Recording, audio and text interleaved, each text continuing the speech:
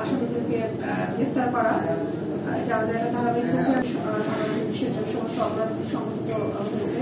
আমরা চেষ্টা করেছি কথাবার্তায় অন্যায়কারীদেরকে আইনের আওতার মধ্যে আনতে আমাদের টিম আরো।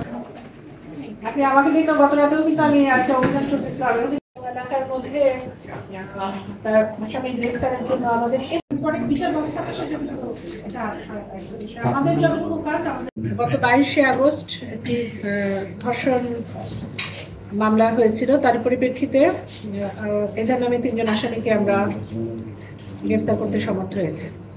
আমাদের প্রত্যেকে ধৈর্যশীল নাম হয়, আমাদের আসলে এভাবে করে বললেই